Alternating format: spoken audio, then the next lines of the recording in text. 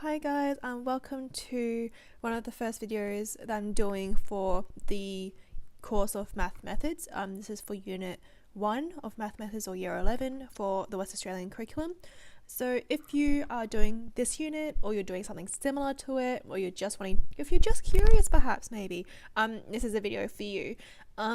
On my screen at the moment, you can see something that's probably very familiar to you. This is kind of lower school maths, and I will get into the unit circle, which is the topic for this video. I will get into that in a second, but I just want to make sure that you've got the basics. So on the screen, I've got SOH CAH TOA, one of the most popular things that you'll associate with maths, on the very top left-hand corner. I've also got a lovely right-angled triangle, and I've also got our sine, cosine, and tangent ratios on the side. So what does it all mean? So we've got SOH CAH TOA. This is an acronym that you probably got drilled into your head to remember. Sine is equal to opposite over hypotenuse, so that's where it gets the S, O, and H. Cosine, A, H, so that's where the CAH comes from, and tan, so T, O, and A, that's our TOA that we've got. So for those who are curious, this is all referring to trying to find an angle or trying to find a side of a right angled triangle when you're given a few different bits and pieces. So either you're given the angle and one side, or you're given two sides to find the angle. There's various uses for it. What's really important though is making sure you're able to label each side of the triangle.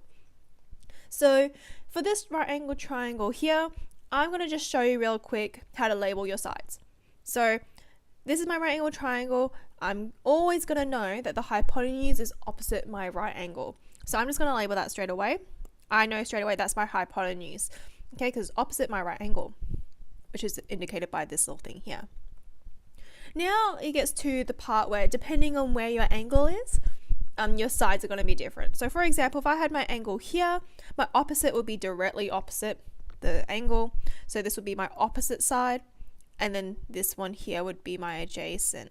Okay, so that's just saying if that angle is specifically in this region. Okay, so if it was in a different area, if it was in this corner up here, then our opposite is going to be directly opposite still. It just so happens to be this side, and our adjacent is over here. So sometimes you're given values for certain bits. So for example, this was 3, 4, and 5. I might say, if I want to find this, sine theta, I'd say it's 3 over 5. Or if it was cosine, I'd say it's 4 over 5. If it was tangent, I'd say it's 3 over 4.